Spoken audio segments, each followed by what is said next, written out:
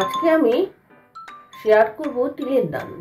তিলের নাড়ুর জন্য খোসা ছাড়ানো তিল, সাদা তিল আর গুড় আর অল্প একটু ঘি লাগবে। কড়াইটা গরম হয়ে গেছে, আমি এই তিলটা এখন কড়াইতে ভেজে নেব। তিল ভাজার সময় আমাদের লো ফ্লেমে বা মিডিয়াম ফ্লেমে ভাজবেন। আমি মিডিয়াম ফ্লেমে রেখেছি।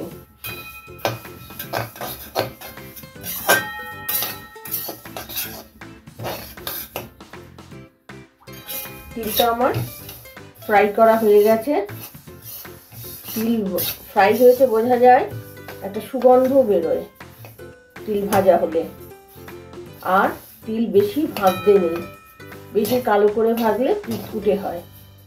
তাহলে আমার তিল ফ্রাই হয়ে গেছে।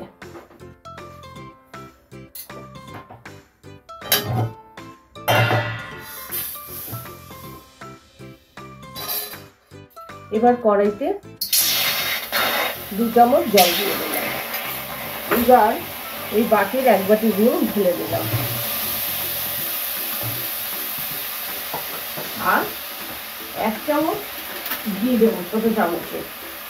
এতে নাড়ুটা শাইনিং হয় খুব সুন্দর।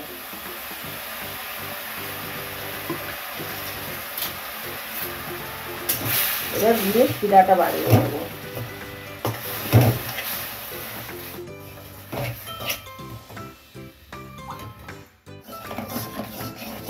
তিল বলুন আর গুড় বলুন, পুরোটাই লো ফ্লেমেই করছি আর সমানে নাড়তে হয়। তিল গুড় না নাড়লেই নষ্ট হওয়ার ভয় থাকে। গুড়টা এখনো একটুখানি বাকি আছে, এখনো একটা ওঠেনি।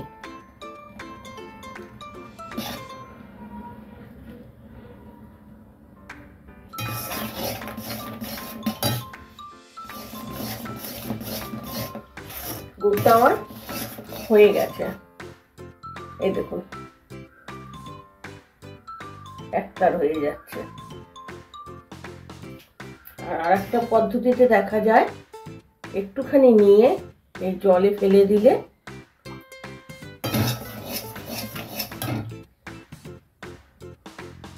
এই দেখুন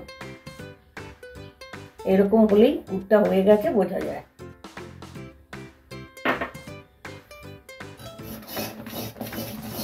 এবার তিলটা দিয়ে দেবো।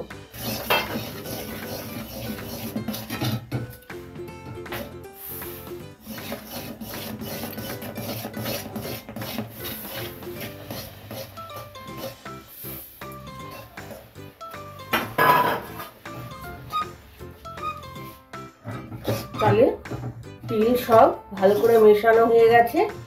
এবার একটা থালায় ঢেলে এখন গরম গরম অবস্থাতেই এই তিলের নাড়ুটা গড়ে নিতে হয়। তাহলে আমি এবার ঢেলে দিচ্ছি একটা থালার মধ্যে।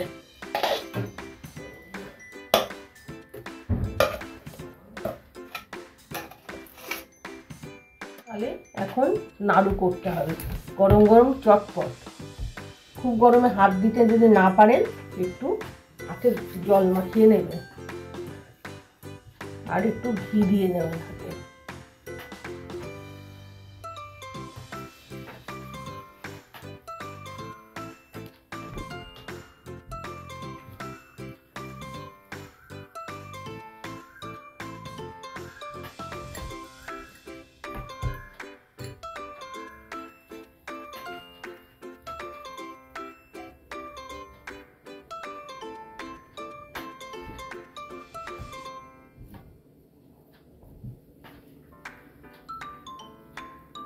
তাহলে আমি এক এক করে সব নাড়ুগুলো গড়ে নিচ্ছি।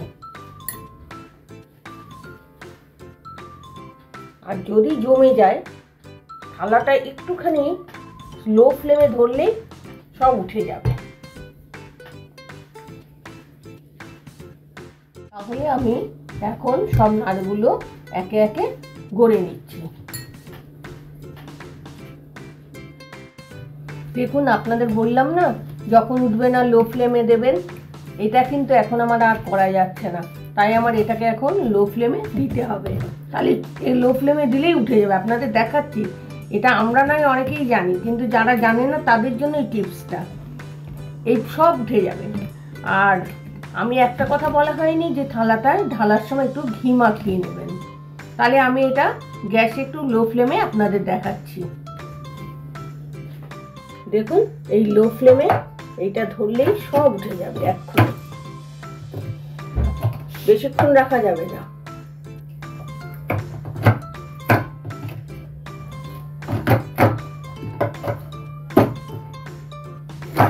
দেখুন সব উঠে গেছে। এইভাবে আপনারও বাড়িতে চটপট তুলে নেবেন। আর খুন্তিটাও আলগা ধরলেই পাকলে সব বেরিয়ে যাবে এরকম করলে।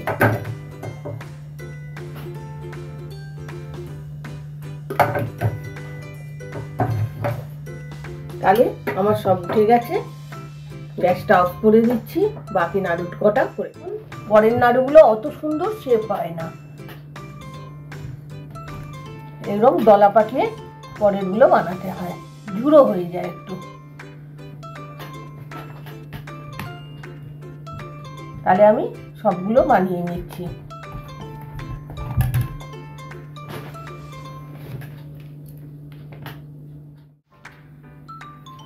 দেখেন তেলের নাড়ুগুলো কমপ্লিট। আর কিরকম শক্ত হয়েছে আওয়াজ দেখলেই বুঝতে পারছেন।